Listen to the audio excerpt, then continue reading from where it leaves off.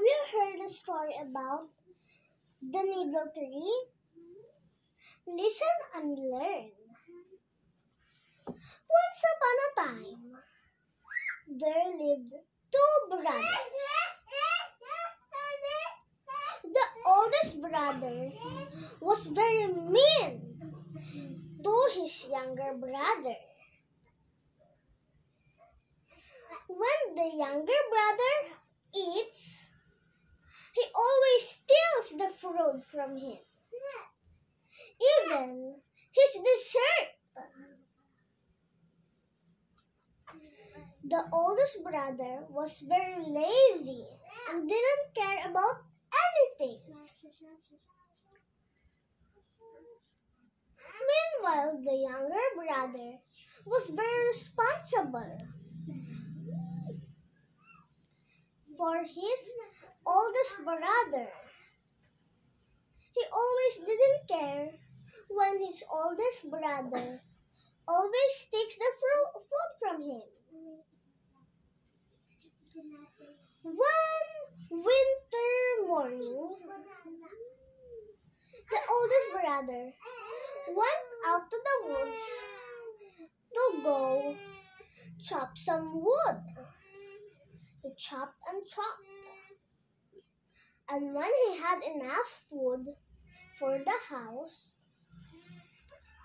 he still chopped more trees for some fun.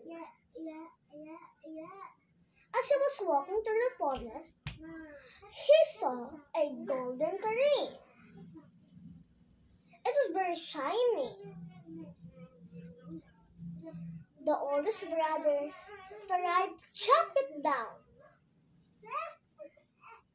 but before he could even chop the tree down, the tree spoke. The tree said, Please don't chop me," he said. "I will give you golden apples for exchange of my life." "Okay," said the oldest brother. So the tree gave him apples. The oldest brother said angrily, "This is not enough. I need more." The tree was very angry and it threw needles at him. He lay down to the ground. When it was night time, his brother was very worried about him because he didn't get home by then. So the youngest brother decided to go out to the forest and look for his brother. He saw his brother lying down in the ground, crying in pain. He sat down and picked out the needles from his oldest brother's skin one by one. The oldest brother said, when he was feeling better, "I'm sorry for what I have done to you, brother.